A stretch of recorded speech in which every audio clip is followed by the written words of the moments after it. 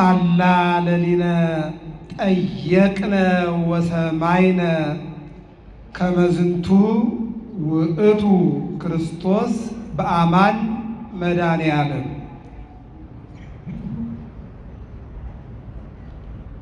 ኢየሱስ ክርስቶስ የዓለም መድኃኒት እንደሆነ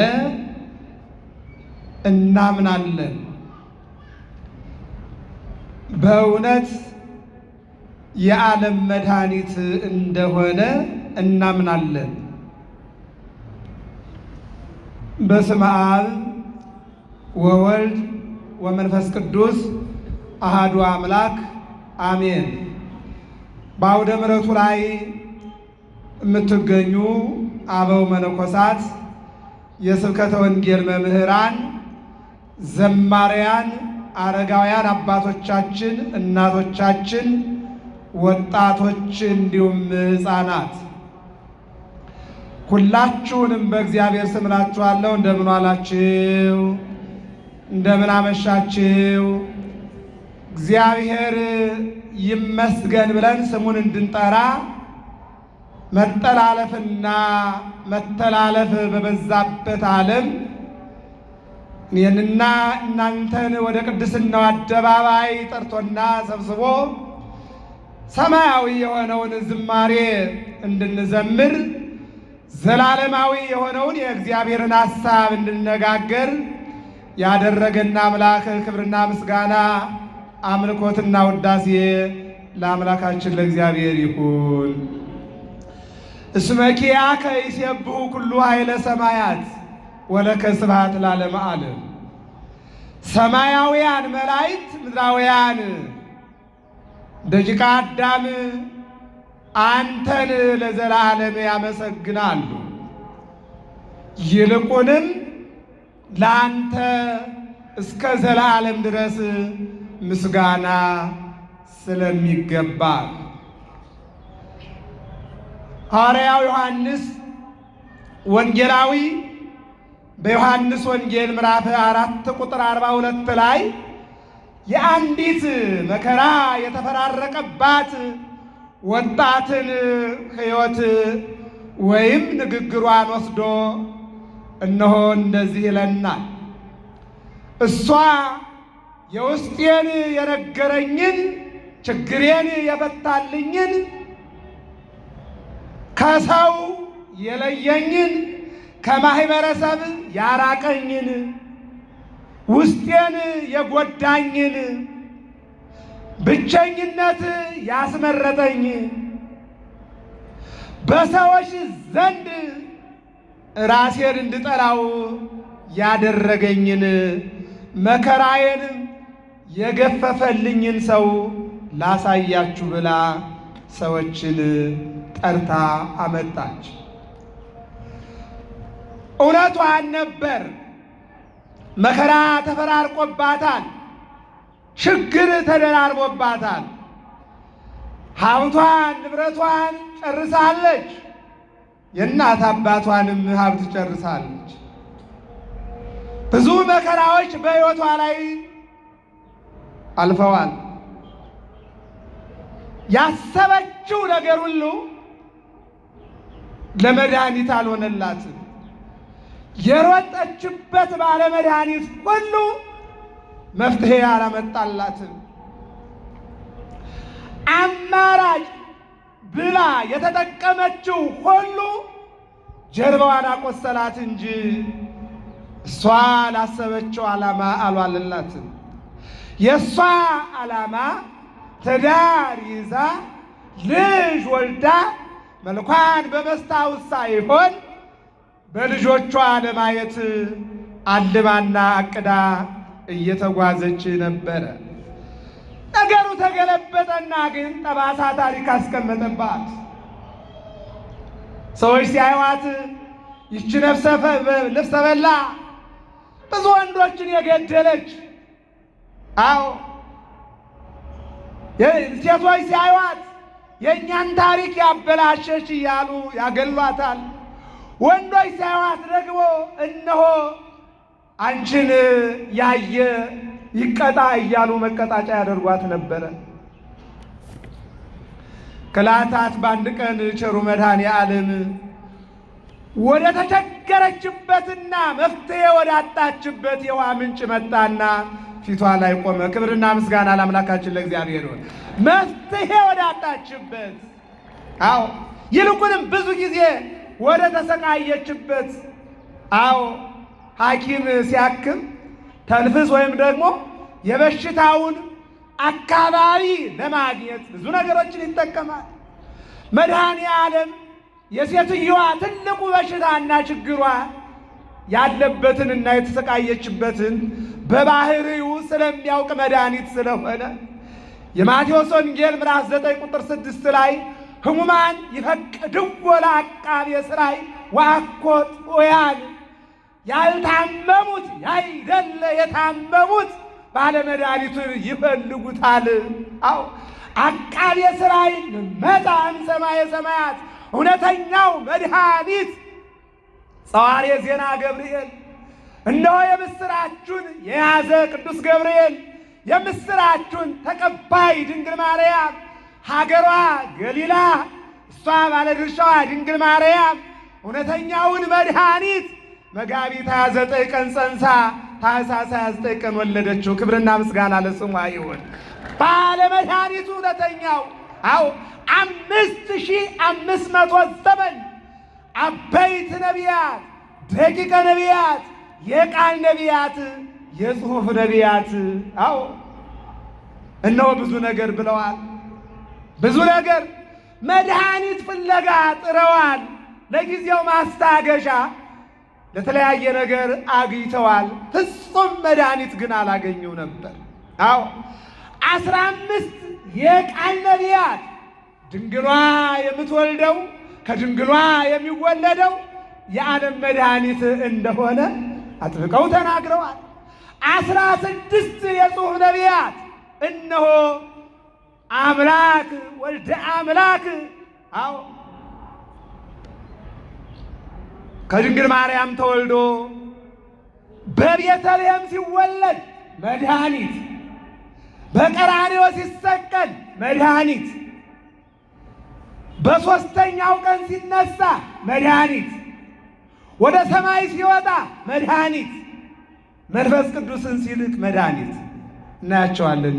እነዚህን ጥቅሶች ይህች ሴት መድኃኒት አጣ ስትንከራተት እነሆ በሉቃስ ወንጌል ምዕራፍ 2 ቁጥር 11 ላይ በቤተልሔም ሲወለድ መላእክት ለእረኞች እንደዚህ አሏቸው፣ የዓለም መድኃኒት በቤተልሔም ተወልዷል።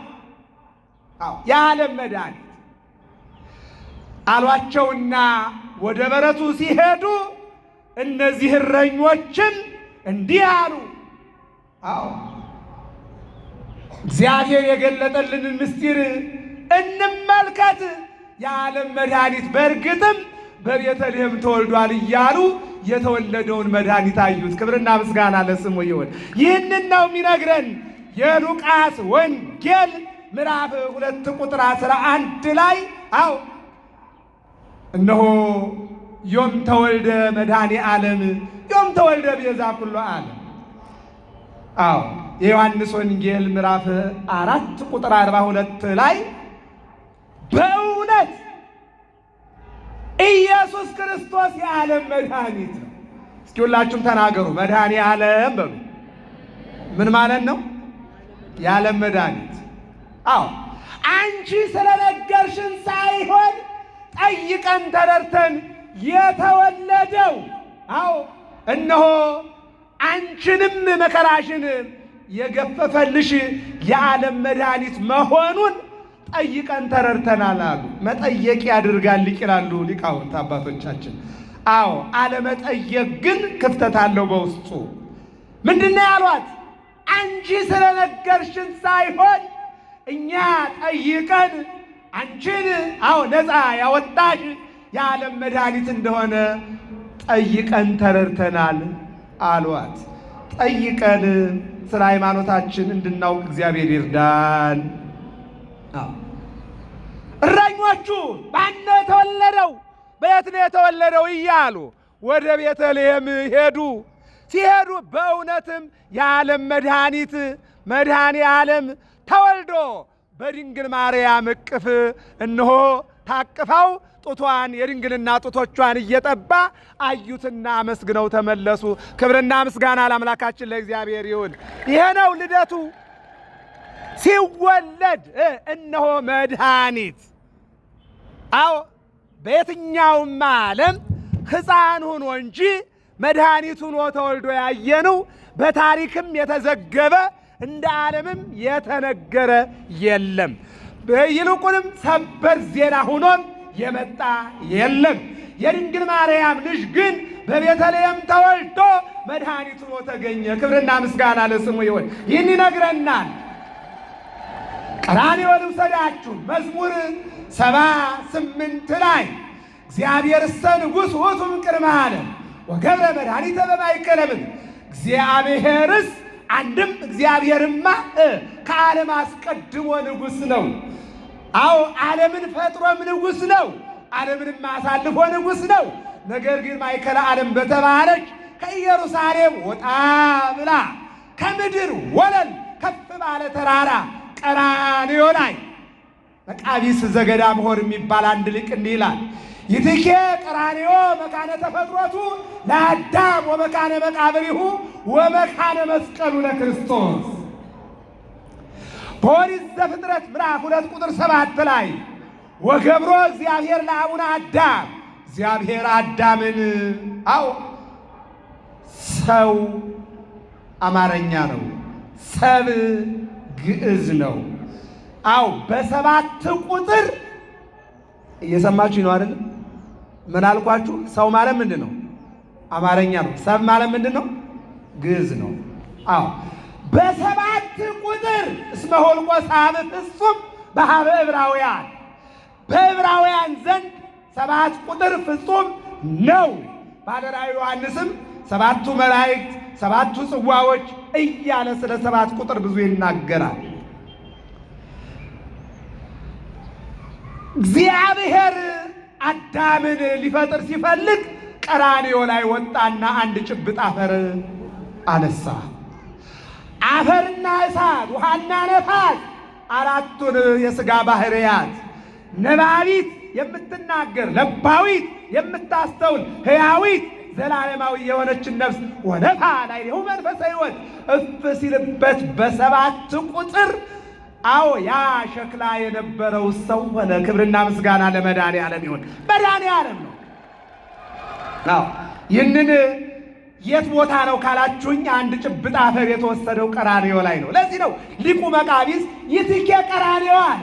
አዎ አንድ ጭብጥ አፈር መድኃኔ ዓለም ወስዶ አዳምን ሰው ያደረገ ይልና እንደገና በ930 ዓመቱ አዳም ነፍስና ሥጋው በተለዩ ጊዜ ነፍሱ ወደ ሲኦል ስትወርድ ሥጋው በቀራንዮ ተቀበረ። አዎ አሁን ቀጠለና ምን አለ? ቀዳማዊ አዳም በተቀበረበት ቦታ ዳግማዊ አዳም መድኃኔ ዓለም መጣና ተፈጸመ ተስፋ አበው በማርያም ድንግል ወበቀራንዮ ተሰቅለ መድኃኒት መስቀል። የነቢያት ተስፋ፣ የነቢያት ትንቢት፣ የነቢያት ሱባኤ፣ አዎ የነቢያት የትንቢት ውጤት የሆነው አዎ በቀራንዮ ተሰቅዬ ዓለምን አድናለሁ ብሎ በገባው ቃል ኪዳን የኛ ጌታ በቀራንዮ ባስተማረው ትምህርት በፈጸመው ተአምራት መድኃኒት ክርስቶስ ፍጡሩ አዎ በፈጣሪው ጨክኖ ሰው በአምላኩ ጨክኖ አዎ በ5 ሚስማር ግንባሩን፣ ደረቱን፣ እግሮቹን፣ እጆቹን አራይ ወደ ቶማስ ርግዘተ ገበው ወለ እንድርያስ ቅንዋተ እደዊሁ። ቶማስ ያየው ጎኑ ጦር ወይም በጦር የተወጋበት፣ እንድርያስ የተመለከተው በሚስማር የተቸነከረው ምን ምስማር ነው? ሊቃውንት ሲናገሩ የፌሮ ቁርጥራጭ እንጂ ሚስማርማ በየትኛው? አዎ ግንባሩን አዎ ሲመቱ ይፈረካከስ ነበረ። ደረቱንም እንደዚሁ ሲሸነክሩት እጆቹም ብትንትን ይሉ ነበረ፣ እግሮቹም እንደዚሁ። አዳምን የሰሩ እጆች በሚስማር፣ አዳምን ፍለጋ የወረዱ እግሮች በሚስማር። አዎ አዳም እነሆ ሔዋንን ያገኝ ዘንድ የተበቀለበት ጎን በጦር ተወጋ። ይህ ነው የሚናገረው። ወመካነ መስቀሉ ለክርስቶስ አለ። አሁን መስቀል ላይ ተሰቅሎ አክሊል ይገባሃል ተብሎ የብረት ሚስማር ወይም ደግሞ ትብትብ በጭንቅላቱ ላይ ተደርጎ በበትር ራሱን ተመቶ ዮሐንስ ወንጌል ምዕራፍ 19 ላይ ተመልከቱት። ሆምጣጤ አስተይዎ ብሔዘ ምስለ ሐሞት፣ ሆምጣጤ ይጠጣ ተብሎ ሆምጣጤ ጠጥቶ ነፍሱን እና ሥጋውን ይለይ ዘንድ ፈቃዱ የሆነ መድኃኔ ዓለም እሱ በመስቀል ላይ ተንጠልጥሎ ሐዋርያው ቅዱስ ጳውሎስን ጠይቁት። አንደኛ ቆሮንቶስ ምዕራፍ 1 ቁጥር 19 እና 20 ላይ የመስቀሉ ቃል ለእኛ ለምናምን መድኃኒት ነው፣ ለማያምኑት ግን ሞኝነት ነው። በመስቀል ላይ ሥጋውን ቆርሶ ደሙን አፍስሶ ቆላስይስ ምዕራፍ 1 ቁጥር 18 ተመልከቱት። ወገብረ ሰላመ በደመ መስቀሉ፣ እነሆ ሥጋውን ቆርሶ ደሙን አፍስሶ ለዓለም ሰላም ለሰው ልጆች መድኃኒት ሆነ ይላል። ክብርና ምስጋና ለአምላካችን ለእግዚአብሔር ይሁን። ይህን ነው የሚናገረው። ማን? መድኃኔ ዓለም ሲወለድ መድኃኒት ነዋ ተወልደ መድኃኔ ዓለም፣ የዓለም መድኃኒት ተወለደ። ሲሰቀል በቀራንዮ ቅዱስ ጳውሎስ 5:11 ላይ ቆሮንቶስ እንደተናገረው አንዱ ስለ ብዙዎቹ ሞተ ብሎ እንደተናገረው አንዱ ስለ ብዙዎቹ ይሞት ዘንድ ስቀለው፣ በርባንን ግን ፍታው። ወንበዴ ይፈታ አምላክ ይሰቀል፣ ወንበዴ ይለቀቅ ፈጣሪ መስቀል ላይ ይዋል ተብሎ ተፈረደበት። እሱ ግን መድኃኒት ይሆን ዘንድ በቀራንዮ በመስቀል ላይ ተንጠልጥሎ መድኃኔ ዓለም ተባለ። የዓለም መድኃኒት። እስኪ ተናገሩ ምን አለ?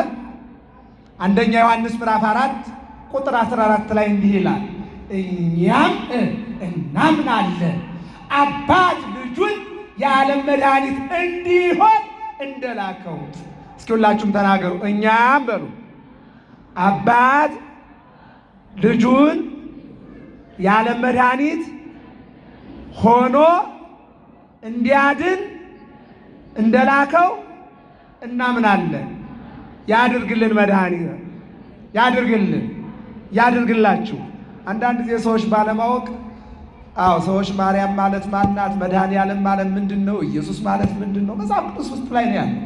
ኢየሱስ ብንል የማቴዎስ ወንጌል ምዕራፍ 1 ቁጥር 21 ላይ ከ18 ጀምሮ ለዮሴፍ ከእሷ የሚወለደው ኢየሱስ ነው፣ መድኃኒት ነው።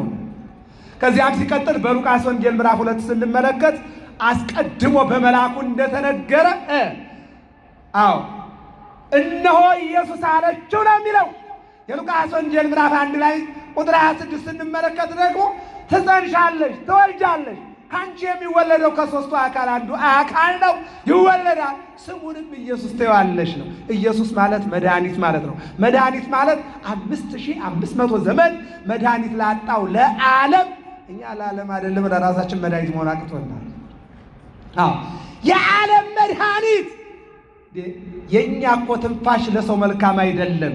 የክርስቶስ የመድኃኔ ዓለም ትንፋሽ እኮ እኛን ሰው ያደረገን እሱ እኮ ነው እኮ። የእኛ ምራቅ እኮ ጭርት ነው እኮ። የመድኃኔ ዓለም ምራቅ እኮ ዓይን ነው የሆነው። ክብርና ምስጋና ለሱ ይሁን። እናንተ እግዚአብሔር እኮ እንደዚህ ነው።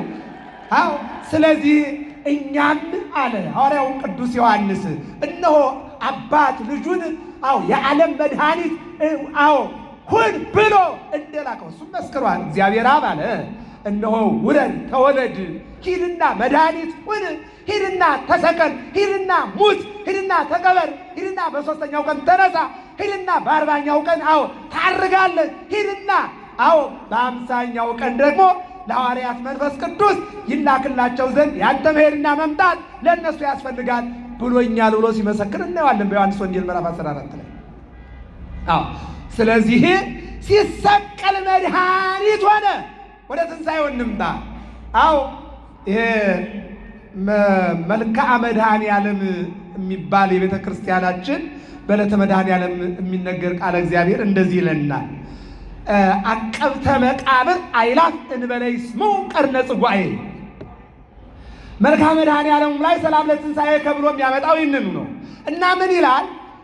አይሁድ 6666 ግርፋት ገርፈው በ5 ምስማር ቸንክረው በጦር ወግተው ሆምጣጤ አጠጥተው መጥተው ነፍሱንና ሥጋውን ቢለይ ወአውረድዎ እምዲበ መስቀል ዮሴፍና ኒቆዲሞስ ከመስቀል አውርደው ቢቀብሩት ገርማል። እናንተ አልበቃቸው ብሎ ከ3 ቀን በኋላ እነሳለሁ ብሏልና አንደኛ በመቃብሩ ላይ ድንጋይ ይጫንልን፣ በሁለተኛ ደግሞ እነሆ ቁጥራቸው የማይታወቅ ጥበቃዎች ይቀጠሩና መቃብሩን ይጠብቁልና። ይህ ሁላ ቢሆን ግን የእናንተ ጌታ በአብይ ኃይል ወስልጣን በራሱ ኃይልና ስልጣን በሦስተኛው ቀን በእህቱም ማኅተም ተጸንሶ በእህቱም ማኅተም የተወለደው ጌታ በእህቱም መቃብር ተቀብሮ በእህቱም መቃብር በሦስተኛው ቀን መቃብር ክፈቱልኝ፣ መግነዝ ፍቱልኝ፣ አፈሩን በትኑልኝ ሳይል የእኛ ጌታ አስቀድሞ እንደተናገረው ተነሳ። ክብርና ምስጋና ለመድኃኔዓለም ይነግረናል። ሲነሳ ይዜ እትነሳ ይቤ እግዚአብሔር ሬሲ መድኃኒት መድኃኒት አደርጋለሁ። አያችሁ፣ ሲወለድ መድኃኒት፣ ሲሰቀል መድኃኒት፣ 3 ቀንና 3 ሌሊት በመቃብር አድሮ ሲነሳ ምን ሆነ? መድኃኒት። ለጊዜው ላዘኑት ከእናቱ ጀምሮ ከድንግል ማርያም እኛ እኮ ሐዘን ቤት ሄደን እኮ እናስለቅሳለን እንጂ የሐዘን ማረጋጊያዎች አይደለንም። እሱ ግን እንደተነሳ ለእናቱ፣ እንደተነሳ ለማርያም መግደላዊት፣ እንደተነሳ ለቅዱስ ጴጥሮስ፣ እንደተነሳ ለቅዱስ ዮሐንስ፣ እንደተነሳ ለ10 ሐዋርያት መድኃኒት ሆነና እንባቸውን አበሰላቸው። ክብርና ምስጋና ለመድኃኔዓለም አበሰላቸው። መዝሙረኛው ልበ አምላክ ዳዊት በመዝሙር 178 ላይ ወተንሳ እግዚአብሔር ከመ ዘንቃህ እምነዋል። እግዚአብሔር አለ ከእንቅልፍ እንደሚነሳ ሰው ፈጥኖ ተነሳ ይልና ትንሣኤውን በ3 ይከፍለዋል። አንደኛው ሰው ሲተኛ ነፍስና ሥጋው እያወቀ ነው የሚተኛው። የእኛ ጌታም ወደ መቃብር ሲወርድ ቅዱስ ጴጥሮስን ጠይቁት። ሞተ በሥጋ ወሐይወ በመንፈስ። ከድንግል ማርያም የወሰደው ሥጋ ወደ አፈርነት ወደ መቃብር ይወርድ ዘንድ አስቀድሞ ተናግሮ ነበርና ኦሪት ዘፍጥረት ምዕራፍ 3 ቁጥር 9 እትወለድ እምወለድከ ወእድኅ ውስተ መርብከ ወእትቤዘወከ በመስቀሌ ወሞቴ ብሏል። የቅዱስ ጴጥሮስ ደቀ መዝሙር ቀለሚንጦስ እንደተናገረው 5500 ዘመን ሲፈጸም ከሰማየ ሰማያት ወርጄ ከድንግል ተወልጄ አድንሃለሁ ብሎ ሙቼ በቀራንዮ ተሰቅዬ በጎልጎታ ተቀብሬ አድንሃለሁ ብሎት ነበርና አምላክ ስለሆነ ያንን ቃል ይፈጽም ዘንድ የእኛ ጌታ መስቀል ላይ ተንጠለጠለ። ዘሰባቱ ኃይለ ሰማያት ሀገረ ውስተ ልበ ምድር ይላል ቅዱስ ያሬድ በድጓው ላይ። 20 ዓለማትን የፈጠረ አምላክ ይልቁንም ሰማይ ወምድር ዘኢያገምሮ እፎ እንጋማ ይጸነ ድንግል ጾሮ፣ ሰማይና ምድር የማይችለውን የድንግል ማርያም ማኅፀን ተሸከመው እያሉ ሊቃውንት ሲገረሙ፣ ሰማይና ምድር የማይሸከመውን 3 ክንድ መሬት ታቀፈችው። 3 ቀን በሦስተኛው ቀን መቃብር ክፈቱልኝ ሳይል ተነሳ። ለምን? አስቀድሞ ተናግሯል። ለማን? በማቴዎስ ወንጌል ምዕራፍ 12 ዮናስ 3 ቀንና 3 ሌሊት በመቃብር አድሮ በሰላም እንደወጣ እኔም እንደዚሁ። በዮሐንስ ወንጌል ምዕራፍ 2 ንስትወ ለዝንቱ መቅደስ ወአነሥኦ በሳልስት ዕለት ይህን መቅደስ አፍርሱት፣ በሦስተኛው ቀን አነጻዋለሁ። መቅደስ ስለ ሰውነቱ ስለ ራሱ ይነግራቸው ነበረ። ለዮሴፍና ለኒቆዲሞስ አጥበው ገንዘው ኒቆዲሞስ 50 ምዕተ ልትረ ዮሴፍ በ100 ብር የተገዛ ማነው? ኒቆዲሞስ በ100 ብር የተገዛ ሽቶ ይዞ መጣ። ዮሴፍ ደግሞ መግነዝ ይዞ መጣ። አጥበው ሲገንዙት ወአንበስበሰ አዕይንቲሁ እግዚእ ኢየሱስ አይኑን ግልጥ አደረገና ዝም ብላችሁ ትከፍሉኛላችሁ እንዴ አላቸው። ግራው ቢገባን ነው ምን እናድርግ አሉ። ቅዱስ እግዚአብሔር ቅዱስ ኃያል ቅዱስ ሕያው ዘይመው ዘተወልደ እማርያም ዘተጠምቀ በዮርዳኖስ ዘተሰቅለ በቀራንዮ ወተንሳ በሦስተኛው ቀን የተነሳ እያላችሁ ገንዙኝ እንጂ አመስግኑት ይህንን አምላክ እናንተ እንዲህ በሉኝ እንጂ አላቸው። አው ከትንሣኤውም በኋላ ለሐዋርያት ተንሳ በሉኒ አላቸው። ተነሳ በሉኝ እንጂ የምን መቀበር ነው? የምን መኖር ነው? የምን የመቃብር ምርኮኛ ነው? ተነሳ አምላካችን እያላችሁ ተናገሩ እንጂ አው ይላቸው ጀመር። አሁን ወደ ነበርንበት እንመለስ። ሰው ሲተኛ ነፍሱና ስጋው እንዳለ ነው የሚተኛው። የኛ ጌታም በስጋው ሞትን ቢቀበል በመለኮት ግን ሕያው ነውና እነሆ ወደ መቃብር ወረደ። ሁለተኛው ሰው የሚተኛው ለተወሰነ ሰዓት ነው። የኛ ጌታም የተቀበረው ለ3 ቀን ነው። ሰው የሚተኛው መነሳቱን አውቆ ነው። መሞቱን ካወቀ የሚተኛ የለም። ሁሉም ቁጭ ብሎ ሲቁለጨለጭ ነው የሚያድረው። እየሰማችሁ ነው አይደል? አሁን ትሞቻለሽ ብትባይ እንደው ትተኛለሽ? የሚተኛል ትሞታለህ ከተባለ የሚተኛ የለም። አዎ ሁሉም የሚተኛው መነሳቱን ተስፋ አድርጎ ነው። መተኛት መሞትን የሚያመጣ መሆኑን ካወቀ ሁሉም ቁልጭ እያለውን የሚያድረው። ስለዚህ መነሳቱን አውቆ ነው የሰው ልጅ የሚተኛው። የኛ ጌታም አስቀድሞ እንደሚነሳ ተናግሮ ነበርና ተናሳና ለዓለም መድኃኒት ሆነ። ክብርና ምስጋና ለስሙ ይሁን። ይህን ነው የሚነግረን ቅዱስ ያሬድ እንዲህ ይላል። መድኃኔ ዓለም ሀደረ ላዕሌሃ ከያዘ ሰብረ ሀገር አው በድንግል ማርያም ማኅፀን 9 ወር ከ5 ቀን ያደረው የዓለም መድኃኒት መድኃኔ ዓለም በመቃብር ውስጥም 3 ቀን አደረ። ከዚያ ተነሳና 40 ቀን ሙሉ ሥርዓተ ቅዳሴውን፣ ሥርዓተ ማሕሌቱን፣ ሥርዓተ ቁርባኑን ለሐዋርያት አስተማረ። በ40ኛው ቀን አውጾሙ አፋ ውስተ ቢታንያ ወደ ቢታንያ ወጣና ባርኳቸው ወደ ሰማይ አረገ። ሲያርግ ግን ዝም ብሎ አይደለም። አዎ ዝም ብሎ አይደለም። መድኃኒት ያስፈልጋቸዋል። እየሃድገክሙ እጓለ ማውታት ኩኑ እናት አባት አንድም አባት እንደሌለው ልጅ አልተዋችሁም። አዎ የሚላክላችሁ አለ፣ ያንን ተጠባበቁ 10 ቀን አለና ከትንሣኤው 50ኛው ቀን ከዕርገቱ በ10ኛው ቀን ለዘላለም ከእናንተ ጋር የሚኖር መድኃኒት ይመጣላችኋል አላቸው። ለዘላለም ምንድነው እሱ? ጰራቅሊጦስ። ምንድነው እሱ? መንፈስ ቅዱስ። ጰራቅሊጦስ ማለት መንፈስ ቅዱስ ማለት ነው። መንፈስ ቅዱስ ማለት ደግሞ ከሦስቱ አካል አንዱ አካል ነው። 2 ጥቅሶች ብቻ ስጣችሁ። የማቴዎስ ወንጌል ምዕራፍ 28-19 ላይ እንግዲህ ሂዱና በዓለም በአብ በወልድ በመንፈስ ቅዱስ ስም እያጠመቃችሁ ደቀ መዛሙርት አድርጓቸው። ለሐዋርያት በ50ኛው ቀን የወረደው መንፈስ ቅዱስ ከሦስቱ አካል አንዱ አካል መንፈስ ቅዱስ ነው። እግዚአብሔር ለወልድ አባት ነው። አዎ እግዚአብሔር ወልድ እነሆ የእግዚአብሔር አብና የእግዚአብሔር መንፈስ ቅዱስ ቃላቸው። እግዚአብሔር መንፈስ ቅዱስ ለአብና ለወልድ የባህሪ ሕይወታቸው። መንፈስ ቅዱስ የሚለው አጠራር ግን ከዘላለም ለአብ ለወልድ ለመንፈስ ቅዱስ የአነዋወር ስማቸው ነው። ስለዚህ ኢየሱስ ክርስቶስን ውረድ ተወለድ ሙት ተሰቀል እንዳለ መንፈስ ቅዱስ ደግሞ ለሐዋርያት የሚሰጠው 6 ጸጋ ነበርና ያን ጸጋ ይዞ መንፈስ ቅዱስ ወደ ሐዋርያት መጣ። በጽርሐ ጽዮን ለሐዋርያት የወረደ መንፈስ ቅዱስ በእኛ ላይ የሚወረድልን አንዱ ልጨምረው። 2ኛ ቆሮንቶስ ምዕራፍ 13-14 ላይ የአብ ጸጋ የወልድ ቸርነት የመንፈስ ቅዱስ ኅብረት በመካከላችሁ ይደር። አሜን በሉ። መንፈስ ቅዱስ ማለት ይሄ ነው። መንፈስ ቅዱስ ማለት ይሄ ነው። ለሐዋርያት አዎ ነገ እሑድ ሊቃውንት የሚናገሩት ቃለ እግዚአብሔር ነው። ሃሌሉያ ወረደ መንፈስ ቅዱስ ላይ ለሐዋርያት ከመዘ እሳት ወተናገሩ በነገረ ኩሉ በሐውርት። አዎ መንፈስ ቅዱስ በአንድ ልብ ሆነው በአንድ ቤት ተሰብስበው ባሉበት መንፈስ ቅዱስ መጣና ወረደላቸው ይላል። እዚህ ላይ 71 ቋንቋ ተገለጠላቸው።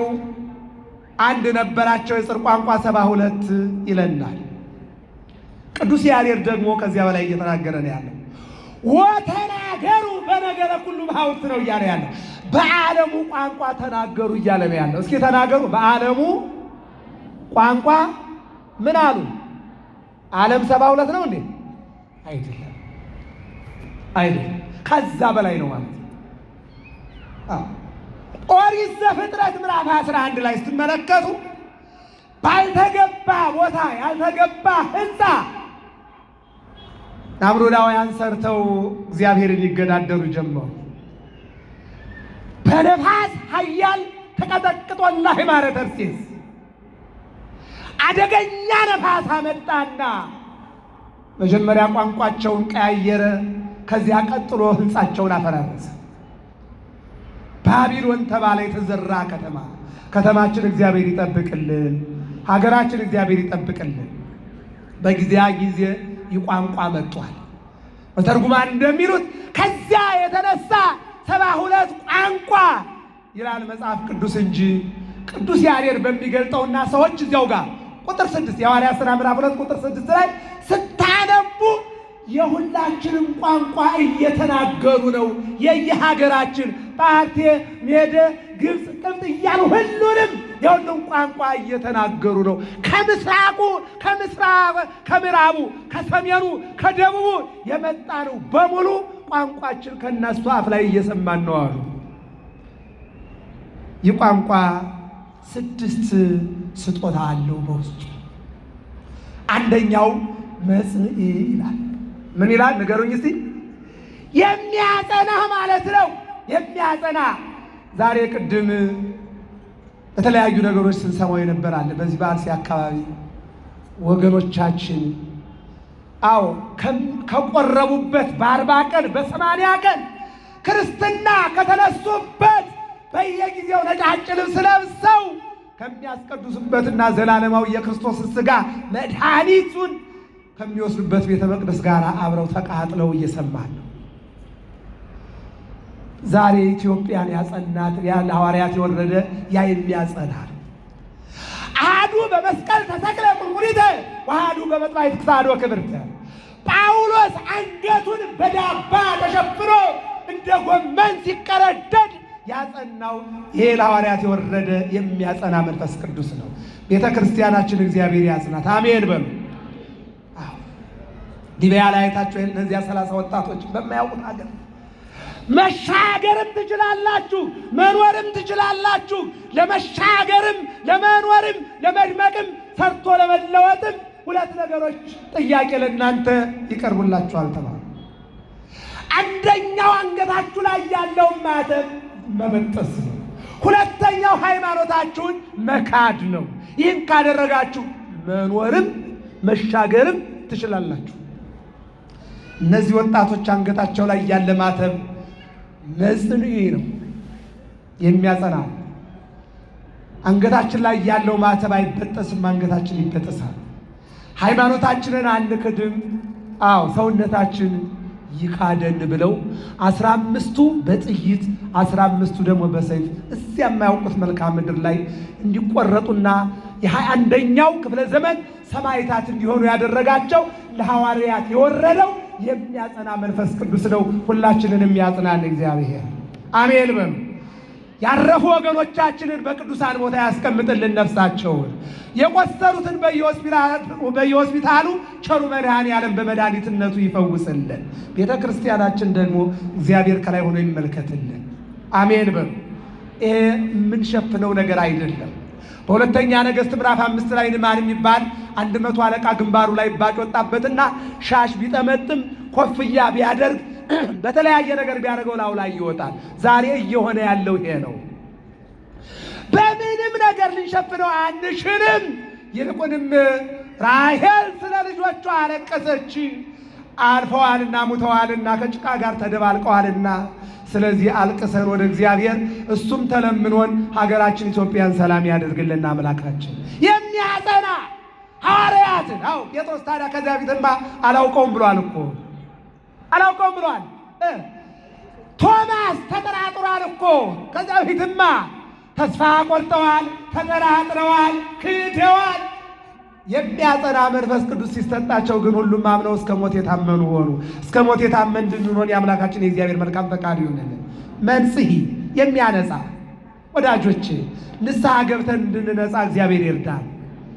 ምናልባት እኛ በተለያየ መልኩ ሊመስለን ይችላል። አይደለም። ስንሰራው ያልከበደን ኃጢአት ስንናገረው ሊከብደን አይገባምና ንስሐ እንድንገባ እግዚአብሔር ይርዳል። አንድ ጥቅስ ብቻ ልንገራችሁ። መዝሙር 50 ቁጥር 10 ላይ ታጽበኒ በረድ ወጣ አዱ ታሰማዓኒ ትፍሥሕተ ወሐሤተ፣ እጠበኝ ቆሽሻለሁ፣ ታጥበኛለህ፣ እጠራለሁ ተብሏልና ሁላችንንም መድኃኔዓለም ይጠበን። አሜን በሉ። ማን ይጠበን? ከዚህ ከያዘን በሽታ መድኃኔዓለም ይጠበን። ሶስተኛው ናዛዚ የሚያረጋጋ። አንዳንድ ጊዜ በዚህ በማህበራዊ ሚዲያ የምናያቸው ነገሮች አሉ። ላይ የሚያስፈልገው የሚያረጋጋ እንጂ በእሳት ላይ ቤንዚን ማርከፍከፍ አይደለም። እነከሌ ዝም አሉ እነከሌ ምን አሉ እያልን የምንፖስተው ነገር ብዙ ጥሩ አይደለም። ማስተዋል ያስፈልጋል። የሚያረጋጋ ነገር ነው። ዝም ያለ የለም፣ ፍርዱን ለእግዚአብሔር የሚተው እንጂ ዝም ያለ አይኖርም የሚልም የለም። ነገር ግን ነገሮችን በሰከነ መልኩ መመልከት ስለሚያስፈልግ ነው። ሃይማኖት እስካለ ድረስ ሞት አለ። ክርስትና እስካለ ድረስ ሞት አለ። ክርስትና እስካለ ድረስ ስደት አለ። ምንድን ነው የሚለው? ኢየሱስ ክርስቶስ ወደ ግብፅና ወደ ኢትዮጵያ የተሰደደበት 5 መሰረታዊ ነገሮች አሉ። ከዚያ አንዱ የሰማዕታትን ስደት ሊያጸና ተብሎ እኮ የተቀመጠው ከአምስቱ አንዱ ማለት ነው። ስለዚህ በስደት ስለዚህ በመከራ ስለዚህ በሞት እግዚአብሔር ሊያስተምረን ስለፈለገና ስለወደደ ይልቁንም ቤተ ክርስቲያን በደሙ ቢመሰርታትም የሰማዕታት ደምም ማገር ነው። የሰማዕታት ደም ሚስማር ነው። የሰማዕታት ደም አሸዋ ነው። ስለዚህ እግዚአብሔር አምላክ ሁላችንንም የሚያረጋጋ መልአክ እንዲልክልን መልካም ፈቃድ ይሆንልን። ተረጋጋ ማለት ብቻ አይደለም፣ መረጋጋትም ያስፈልጋል። አሁን ላይ የሚያስፈልገው እንዳልኳችሁ መረጋጋት ነው የሚያስፈልገው ማለት ነው። ሌላኛው ከሳቲ የሚገልጥ በእውነት ዛሬ ብዙ ነገር ተሸፍኖብናልና እግዚአብሔር ይግለጥልን። አሜን በሉ። ኢትዮጵያ ምንድናት? ትምህርቴን እየጨረስኩ ነው። ኢትዮጵያ ምንድናት? ከውጭ ዓለም 9 ቅዱሳንን ተቀብላ ያስተናገደች ሀገር። ጻድቁ ገብረ መንፈስ ቅዱስን ከግብፅ መጥተው ዝቋላን ምድረ ከብድን የሚያክል ትልቅ ተራራ ሰጣ ያስተናገደች ሀገር፣ ይዛም የምትልሆን ሀገር። የቀኝ ክንዱን ያረፈበትን መስቀል አምባሰል ግሸን ደብረ ከርቤ ቅድስት ማርያም ላይ መስቀሉን ይዛ የምትኖር ሀገር። ታቦተ ጽዮንን ይዛ የምትኖር ሀገር። ፖለቲካ ሌላ ነው፣ ሃይማኖት ሌላ ነው። አንደባልቀው እንዳይደበላለቅብን። ጽዮን እንዴት የፍቅር የሰላም ምንጭ የሆነችውን ታቦተ ጽዮንን ይዘን እነሆ በደሙ ፈሳሽነት ሰላም የተገኘበትን መስቀል ይዘን ይልቁንም የሰላም እናት ድንግል ማርያምን ይዘን የሰላም መልአክ ቅዱስ ገብርኤልን ይዘን ሰላም ስናጣ ከባድ ነው። ሰላማችንን ይመልስልን መድኃኔዓለም፣ ሰላሙን ይግለጥልን መድኃኔዓለም። ከሳቲ የሚገልጥ በሞት ውስጥ ሕይወት እንዳለ ይልቁንም ጴጥሮስ ተዘቅዝቆ የተሰቀለው፣ ጳውሎስ አንገቱን የተቆረጠው፣ እስጢፋኖስ በድንጋይ የተወገረው፣ ቅዱስ ቂርቆስ ወደ ፈላ ውሃ የገባው፣ ቅድስት አርሴማ አንገቷን የተቆረጠችው፣ እነዚህ ሁሉ እነሆ የሞት ሱስ ስላለባቸው ሳይሆን በሃይማኖታቸው ተገልጠው የመንግስተ ሰማያትን ቁልፍ ለማግኘት ነው። የመንግስተ ሰማያትን ቁልፍ ለማግኘት ነው። እዚያ ነው። ለእኛ ዛሬ አስተማሪዎቹ ነው። ለእነሱ ደግሞ ኢይደንግጽክሙ አዎ ልባችሁ አይደንግጥ፣ በእኔም እመኑ፣ በአባቴም እመኑ። በአባቴ ቤት ብዙ መኖር ያለ በመንግሥተ ሰማያት ጻድቃን በክብር የዋሃን በክብር ለሕፃናት፣ ለወጣቶች፣ ለአረጋውያን፣ ለባለ 30 ለባለ 60 ለባለ 100 ለእያንዳንዱ እንደየድካሙ መቀበያ ቦታ ተዘጋጅቶላችኋል። እንኳንስ መንግሥተ ሰማያት አንድ ፖስታ ቤት ስትሄዱ የሕዝብ ቁጥር ይዞ ያንተ እየሰማችሁ ነው አይደል? አዎ በዓለም ላይ የሚናያለ እንኳን በመንግሥተ ሰማያት። ስለዚህ እነሱ ይህን ያክል የተጋደሉትና አሁንም ዛሬ ተጋድሎ አልቆም ያለ የእግዚአብሔር መንግሥት ማግኘት የሚቻለው በዚህ ስለሆነ ነው እና እግዚአብሔር አምላክ ሀገራችን እንዲያስብልን መልካም ፈቃዱ ይሆንልን። የመጨረሻው እዚህ ላይ የምናየው መስተስርይ አዎ ይቅር ባይነት የሉቃስ ወንጌል ምዕራፍ 23 ቁጥር 31 ላይ በማወቅም ባለማወቅም ከሰሩት ኃጢአት እነሆ ሁሉንም ይቅር በል። የሐዋርያት ሥራ ምዕራፍ 7 እነሱን ይቅር በላቸው የኔን ነፍሴን ተቀበል። የመጨረሻው መስተስርይ የሚያስደስት ከመከራ በኋላ ደስታ ይመጣል ይመናል። ሀገራችን ኢትዮጵያን ቤተክርስቲያናችን ሃይማኖታችን አሁን ብዙ መከራዎች ባለንበት ዘመን ቄሱ ቀድሶ ሲወጣ፣ አባቶች ቀድሰው ሲወጡ፣ ክርስቲያኖች ቆርበው ሲወጡ፣ ሕፃናት ክርስትና አግኝተው ሲወጡ ሁሉም በሞት ጥላ ውስጥ እያየን ያለውና ከመከራ በኋላ ደስታ ስለሚመጣ ሀገራችን ኢትዮጵያን ብሎም ቤተክርስቲያናችን ብሎም ሃይማኖታችን በደስታ እንዲያሳየን መልካም ፈቃዱ ይሆንልን። እኛም በሉ ልጁን ያለ መድኃኒት ብሎ እንደላከው እናምናለን። ወስብሐት ለእግዚአብሔር።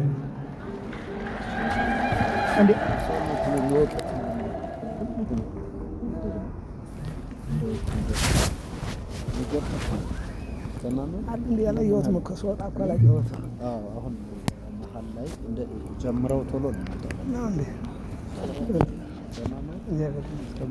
አለን ልብታል የተዛወሩ ደግሞ ቲክቶክም ላይ